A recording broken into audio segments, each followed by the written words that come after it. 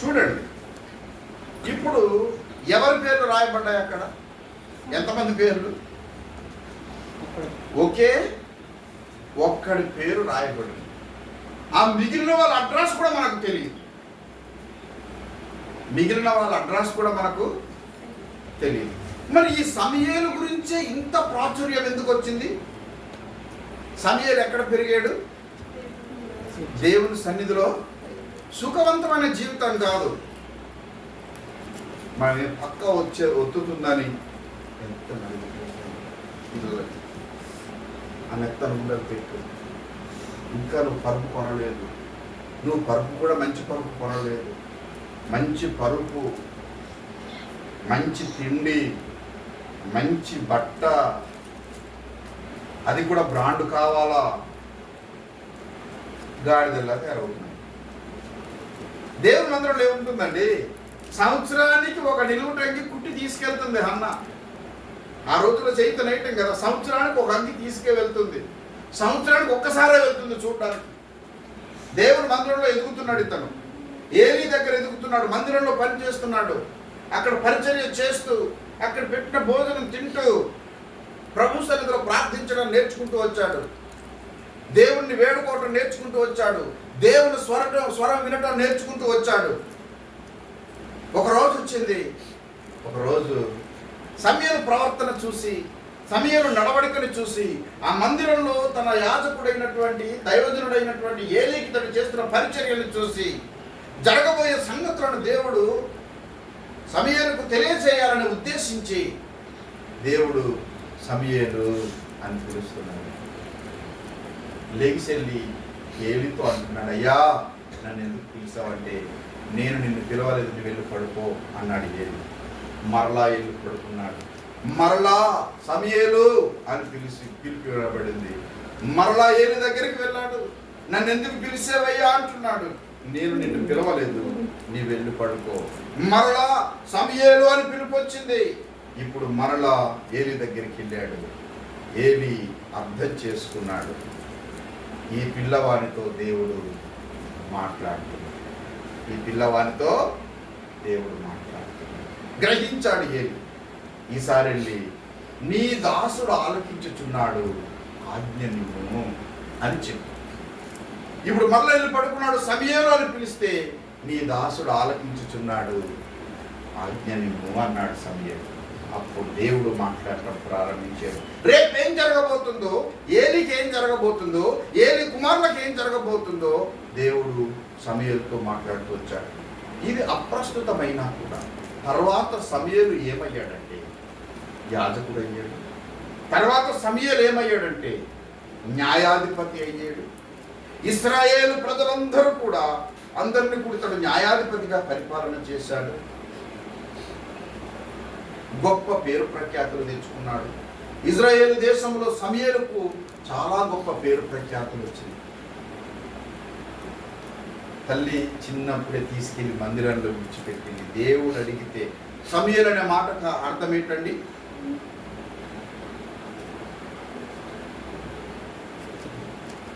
నవ్వుకుంటున్నాను సౌందర్యం. చూడు, నీ పేరుకి నువ్వే అర్థం తెలుసుకో.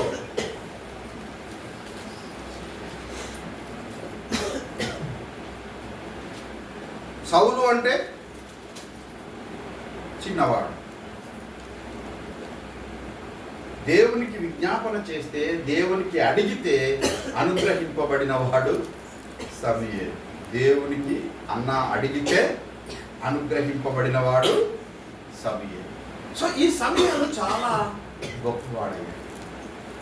ఎందుకు గొప్పవాడయ్యాడంటే, నారు పోసిన వాణి అందు ఏమీ లేదు, నీరు పోసిన వాణి అందు ఏమీ లేదు, వృద్ధి చేసేవాడు దేవుడు కనుక, దేవుని చేతిలో ఉన్నాడు కనుక దేవుడు అతన్ని పైకి తీసుకొని వచ్చాడే తప్ప, ఇక్కడ తల్లిదండ్రులు అనేవాళ్ళు కేవలం నిమిత్త మాత్రులు అనే విషయం సమూయేలు యొక్క అంశంలో మనకు తెలుస్తుంది. దావీదుకు తల్లిదండ్రులు ఏం చేశారు చెప్పండి? దావీదుకు తల్లిదండ్రులు ఇచ్చిన ఉద్యోగం ఏంటి? గొర్రెల కాపరి. తల్లిదండ్రులు ఇచ్చిన ఉద్యోగం ఏంటి? దేవుడిచ్చిన ఉద్యోగం ఏంటి? అభిషేకించి రాజుగా అభిషేకించేది. దేవుడిచ్చిందేమో ఇది, తల్లిదండ్రులు ఇచ్చిందేది. అందుకే మనం ఎవరి మీద ఆధారపడాలి, ఎవరి మీద ఆనుకోవాలి, ఇది చాలా చాలా క్లియర్ కట్గా ఉండాలి. దావీదు అందుకే తన కొడుక్కి దేవుని భయం గురించి, దేవుని మార్గాల గురించి, దేవుని ఉద్దేశాల గురించి, దేవుని చిత్తంలో జీవించడం గురించి సొలొమోనుతో మాట్లాడుతూ వస్తున్నాయి. మనం మన పిల్లలకు దేవుని గురించి మాట్లాడుతున్నారు, దేవుని నీతి గురించి మాట్లాడుతున్నారు, దేవుని పరిశుద్ధత గురించి మాట్లాడుతున్నారు, దేవుని సత్యం గురించి మాట్లాడుతున్నారు, దేవుని రాజ్యం గురించి మాట్లాడుతున్నారు. ఎంతగా మనం దైవికమైన అంశాన్ని మనం మాట్లాడుతూ ఉంటామో వారంతగా ప్రభావితం చేయబడతారు, వారు ప్రోత్సహింపబడతారు. అంతగా వాళ్ళు దేవుని కొరకు జీవించడానికి, దేవునిలో జీవించడానికి వారి హృదయాలు మనం ఎంతగా భౌతికమైన అంశాలని కనుక మనం ఊరికే నూరిపోస్తే వారికి దేవుని భయము, దేవుళ్ళ జీవితం వారికి దేవుళ్ళ జీవితం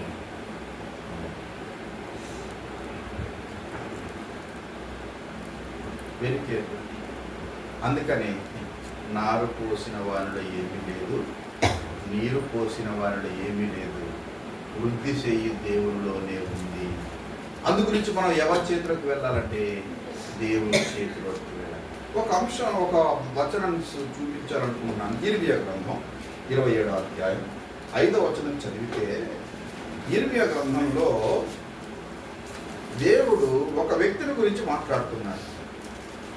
ఆ వ్యక్తుల గురించి ఆయన ఏం మాట్లాడుతున్నాడు అని ఆలోచన చేస్తే 27వ అధ్యాయం 5వ వచనం, అధిక బలము చేతను చాచిన బాహువు చేతను భూమిని, భూమి మీద ఉన్న నరులను, జంతువులను నేనే సృజించి ఎవరికి ఇచ్చుట న్యాయమని నాకు తోచునో వారికే ఇచ్చుచున్నాను. ఇప్పుడైతే దేశములన్నిటినీ నా దాసుడగు బబులోను రాజైన నెబుకద్నెజరు వశము చేయుచున్నాను. అతన్ని సేవించుటకై భూజనులను కూడా అతని వశము చేయుచున్నాను. ఇది చాలా గొప్ప విషయం అండి.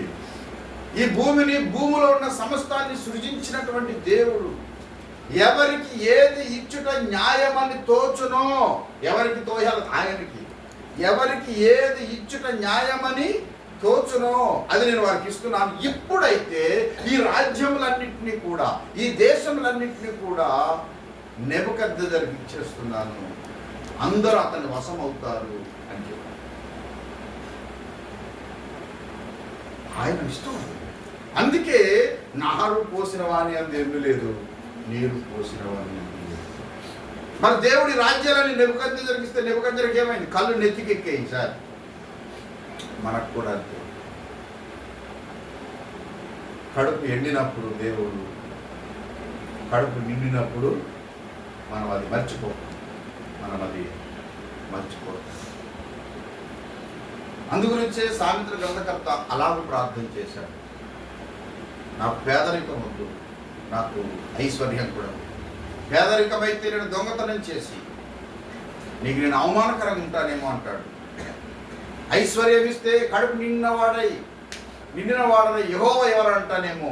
అందుకే నాకు తగినంత ఆహారం దయచేయమని అతడి ప్రార్థన అలాగే. ఎంత మంచి ప్రార్థన. కానీ దేవుడు ఆయనకి సమస్తం ఇచ్చాడు, చాలా విపరీతమైన సంపద ఇచ్చాడు. అఫ్కోర్స్ జీవితం చెడిపోయింది, చాలా జీవితంలో అనేకమైనటువంటి మార్పులు వచ్చినాయి. అతని వ్యక్తిగత జీవితాన్ని సరిగా కాపాడుకోలేకపోయాడు.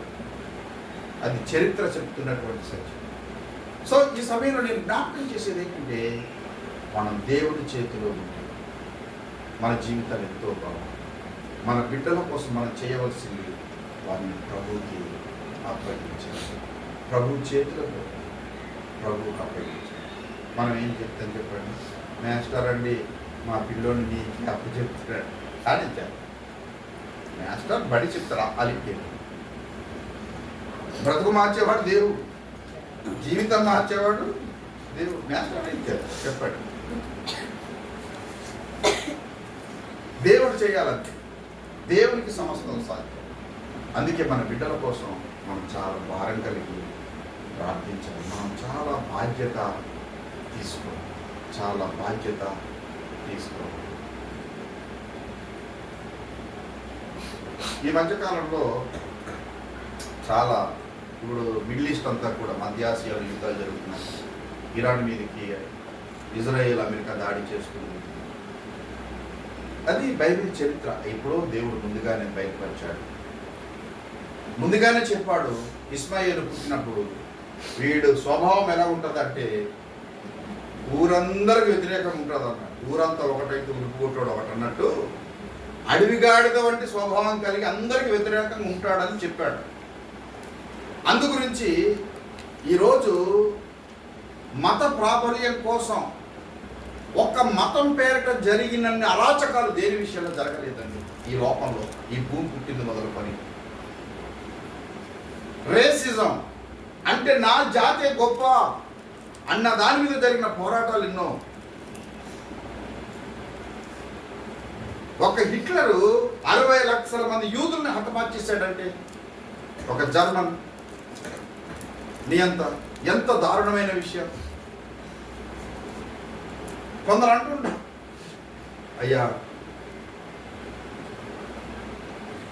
పిల్లలు లేనప్పుడు పిల్లల కోసం ప్రార్థన చేయమంటారు. చేసిన నెల తప్పిన తర్వాత మగ పిల్ల పుట్టిన ప్రార్థన చేయండి. మళ్ళీ మగ బిడ్డ పుట్టాలి, ఏదో బిడ్డ పుట్టింది అన్న గొడవ లేకుండా మగ బిడ్డ ఆడు ఇట్లా అన్నట్టు అయ్యాడు. ఎంత ప్రమాదం చెప్పండి. దేవుడు ఏది ఇస్తే అది తీసుకోవడం మంచిది, అంతేగాని ఆ బిడ్డ ఈ బిడ్డ ఆడబిడ్డ అయితే ఎస్కేర్లా ఉంటే ఎంతో మగ బిడ్డ అయితే ఒక యోసేపు లాంటి అయితే పర్వాలేదు. ఊరికి అడుగుతున్నావు, అడిగి విసిగించేసావు. ఇట్లా అల్లాడు పుట్టాడు అనుకో ఎంత ప్రమాదం. 60 లక్షల మందిని ప్రపంచం అంతా అల్లకోవాలి. ఇప్పుడు చూడండి ఎలా ఉందో. నేను చచ్చిపోతే అందరినీ చంపేసి చచ్చిపోతాం అంటారా? అది పసిగట్టి వీళ్ళు ముందుగానే ఆ అణువాయుధాలు తయారు చేయకుండా వీళ్ళు దాడి చేస్తూ వస్తున్నారు. నిజానికి చాలా ప్రమాదమే. ఈరోజు అమెరికా చేసిన కొన్ని తప్పుడు పనులు మనకి పక్కలో బల్లెలా ఉన్నాయి భారతదేశానికి. చైనాకి భారతదేశానికి అందుబాటులో ఉండడం కోసం పాకిస్తాన్ని శంకలో పెట్టుకున్నాడు అమెరికా. వాళ్ళకు అణువాయుధానికి సంబంధించినప్పుడు నాలెడ్జ్ ఇచ్చాడు. ఇప్పుడు వాళ్ళ దగ్గర అనుభవములు ఉన్నాయి. ఆడు మాట్లాడితే మనమే చేద్దామని ఆలోచన చేస్తాను. వాళ్ళకి ఏ పని లేదండి. దేశం అడుక్కో తింటున్నా సరే యుద్ధాలు కావాలి. అక్కడ ఆకలికి చచ్చిపోతూ ఉంటాయి. అటు చైనా మీద ప్రపంచమంతా ఆధిపత్యం కోసం అమెరికా చాలా పొరపాట్లు చేసుకుంటూ వెళ్ళిపోతూ ఉంది. చివరికి పేద దేశం అయిపోతుంది అమెరికా. పేదరికంలో అందుకే యుద్ధాలు. ఆ పేద దేశం అయిపోతుంది. దేవుని రాకడలో Russia, China, India super power అవుతాయి. శ్రమలు వస్తాయి. ఇజ్రాయేలు గ్రేటర్ ఇజ్రాయేలుగా పాలస్తీనా దేశమంతా ఆక్రమించుకుంటుంది. బైబిల్ చెప్పింది అది. అదంతా కూడా జరగబోతుంది, ఖచ్చితంగా జరుగుతుంది. దాన్ని ఎవ్వరు డిఫీట్ చేయలేరు, ఎవ్వరు ఓడించలేరు. లేఖన సత్యం. వాళ్ళు ఒక్కరే ఉన్నా కూడా వారితో ఎవ్వరు యుద్ధం చేయలేరు. ఎందుకంటే దేవుని వాగ్దానాలు వారికి ఉన్నాయి. సో దేవుని మీద ఆధారపడటం లేకుండా మతాల మీద, ఈ మతాల గొడవ, ఈ మనుషుల గొడవ ఏంటో అర్థం కావట్లేదు. దేవుడు ఒక్కడే అని అందరూ అంగీకరిస్తున్నారు. దేవుడు ఆత్మస్వరూపి అని అంగీకరిస్తున్నారు. మరి ఎందుకోసం ఈ పోరాటంలో నాకేమీ అర్థం కావటం లేదు. చాలా బాధగా ఉంది. మనం కూడా పీస్ కోసం మనం ప్రార్థన చేయాలి. సో భవిష్యత్తు కోసం మనం మన బిడ్డల్ని ప్రభు చేతిలో పెట్టాలి. నారు పోసేవాని అని ఏమీ లేదు, నీరు పోసేవాని దగ్గర ఏమీ. అప్పుడప్పుడు మగవాళ్ళకి బాగా కోపం వస్తే ఆడవాళ్ళకి ఎలా తినేస్తుంటారు. బాగా తిని ఎవరు తెచ్చి తిని నేను తెచ్చింది తిని కొలు కొలిసి అట్లా తినేస్తూ ఉంటారు. చాలా బాగా మరి వాళ్ళు చేసే సేకరి ఒక రోజు వండుకోవాలంటే సుక్కలు కనబడుతున్నాయి నాకు. తాళపాలు ఎన్ని అయిపోతున్నాయో అవన్నీ తోమడానికి అలా చూడడం, కాసేపు అటంతా తిరిగి రావడం, ఒక గిన్నె తోవడం. మళ్ళీ చాలా బాధ వచ్చేస్తుంది. ఉల్లిపాయలు కోస్తే ఒక ప్లేట్ కావాలి, మిరపకాయలు కోస్తే ఇంకో ప్లేట్ కావాలి. ఇలా చూస్తే ఇల్లంతా అయిపోతున్నాయి. అది చాలా కోపం నా మీద, నాకే కోపం వచ్చేది. అలాంటిది అది ఎంతో కష్టపడతారు. వాళ్ళు కొంచెం ప్రేమింతే 99 సమస్యలు తగ్గుతాయి. ముందు మగవాడు కనుక ఆడదాన్ని ప్రేమిస్తే ఎన్ని సమస్యలు తగ్గుతాయి విజయ్? ఆ ఒక్కటి నీ యొక్క బుద్ధి. ముందు భార్యతో సరిగ్గా ఉంటే 99 సమస్యలు రావు. సమస్యలకు మూలమే అక్కడ. అందు గురించి తగ్గిపోమని చెప్పట్లేదు, కానీ జ్ఞానంతో కాపురం చేయాలని మాత్రం సూచన. అప్పుడప్పుడు పెద్దలు చెప్తుంటారు, చాలా చమత్కారంగా చెప్తారు కొంతమంది ప్రవచనకర్తలు. విన్నట్టు నటించేవాడు మగవాడు, లోబడినట్టు నటించేది ఆడదట. ఈవిడ లోబడదు, ఆడినాడు, ఇద్దరు ఎవరిదో ఆడదే. అంటే ఇదంతా కూడా ఈ చివరికి ఫ్యామిలీ లైఫ్ కూడా డ్రామా యాక్టింగ్ అయిపోతుంది.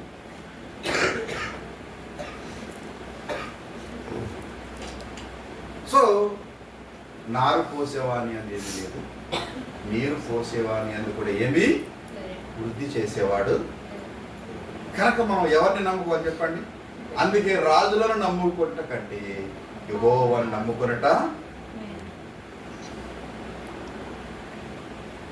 కనుక యెహోవాను ఆశ్రయించాలి, నరులను ఆశ్రయించడం కాదు, రాజులను ఆశ్రయించడం కాదు, దేవుణ్ణి ఆశ్రయిస్తుంది. అందుకే దావీదు ఎన్ని నా కొండ, నా కోట, నా ఆశ్రయ దుర్గము, నా బలము, నా శైలము, ఎన్ని మాటలు చెప్తారో దేవుని గురించి. ఈ రాత్రి మనం ఎలాగున్నాం, మన జీవితం ఎలాగుంది? ఒకవేళ ఇప్పటిదాకా కొందరు చెప్తుంటారు, వచ్చింది ఇక్కడ సాక్ష్యం చెప్పడానికి, బైబిల్ పట్టుకోండి, సాక్ష్యం చెప్పడానికి నించున్నారు కూటమి పెట్టుకొని అనుకున్నాం. నిజంగా మా ఆవిడ లేకపోతే నేను లేదు, ఇదే తినాలి అన్నమాట. మీ అమ్మ నాన్న లేకపోతే నువ్వు లేవనుకోవాలి, ఎందుకంటే వాళ్ళు కన్నారు కదా. మా ఆవిడ లేకపోతే నేను లేవు, ఇదంతా ఆవిడే చేసింది అంటే దేవుడు కాదు. నువ్వు ఎవరి గురించి సాక్ష్యం చెప్పడానికి నించున్నది. ఆవిడ ఒక చిన్న ఆలోచన, జీవితం చెడగొట్టాలన్నా బాగు చేయాలన్నా అక్కడ ఒకటి ఉంటుంది. అందుకే మనం ఎవరు మాట్లాడాలో పూర్తిగా సంపూర్ణంగా దేవుని చిత్తానికి లోపడితే, దేవుని చిత్తంలో జీవించడం నేర్చుకుంటే అన్నీ బాగుంటాయి. అందు గురించి వెరీ కేర్ఫుల్. మనం ఎవరిని గణపరచాలి, ఎవరిని హెచ్చించాలి, ఎవరిని గొప్ప చేయాలి అంటే కేవలం ప్రభువునే. మన జీవితంలో ఏమైనా కలిగి ఉందంటే ఆయన వల్ల. చాలా చక్కగా చెప్తారు యోహాను గారు, కలిగి ఉన్నది ఏది కూడా ఆయన లేకుండా కలగలేదు అని చెప్పి. అందు గురించి ఆయనే మన జీవితంలో, అందు గురించి మనం సంపూర్ణంగా ఆయన మీద ఆధారపడాలి. పిల్లలు, మీరు కూడా మీ జీవితాలని ఆయన చేతిలో పెట్టుకోండి. జస్ట్ తల్లిదండ్రులుగా మేము ఒక చిన్న గైడ్ చేసి, చిన్న సహకారం అందించే వాళ్ళం తప్ప మీ జీవితాలని మెరుగుదిద్దేసి గొప్ప చేసేసేవాళ్ళం కాదు. ఎందుకంటే నేను అప్పుడప్పుడు కొంతమంది చాలా ప్రౌడ్గా చెప్తుంటారు, నేను ఈరోజు ఇలా మాట్లాడుతున్నానంటే ఒక ఆయన మాట్లాడుతున్నాడు అనమాట. నేను నా కొడుక్కి డాక్టర్ చేశాను, నా కూతురికి అగ్రికల్చర్ చేశాను, కనుక నేను చాలా గొప్పని అంటున్నాను. వాళ్ళు డాక్టర్ చేసి వీళ్ళని అగ్రికల్చర్ చదివించి గొప్పడు కాదు, ఈ పరలోకం వెళ్ళాలి. ఒకడు సర్వలోకమును సంపాదించుకొని వాని ప్రాణం పోగొట్టుకుంటే వానికి ఏమీ ప్రయోజనం అని యేసుక్రీస్తు వారు ప్రశ్నిస్తున్నారు. కనుక ఇప్పుడు మన జీవితం పోకడైతే మనం ఆయన దగ్గరికి వెళ్తాం అనే నిశ్చయత మనం కలిగి ఉన్నది చాలా గొప్ప విషయం. అందుకే మనం దేవుడి చేతిలో ఉంది. దేవుడు ఎవ్వరికి ఏది ఇవ్వడం న్యాయమో అది వారికి ఇస్తాడు. నీకు ఇచ్చేది ఆయన వేరే ఎవ్వరికి ఇవ్వడు. మనం పోయిన వారం ఒక వచనాన్ని జ్ఞాపకం చేశాను, మరలా నేను జ్ఞాపకం చేశాను. పోయిన వారం ఎవరి గురించి ఏం చెప్పుకున్నాం మనం?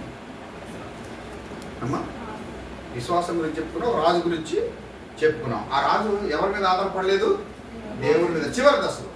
అయితే ఆ సందర్భంలో ఆ దినవృత్తాంతగ్రంథం 16:9 యథార్థవంతులను బలపరచుటకై యెహోవా కన్నులు లోకమంతట సంచారం చేయుచున్నవి, కానీ నేను ఈ విషయంలో మతి తప్పి ప్రవర్తించావు, నువ్వు తప్పు చేసావయ్యా ఆశ.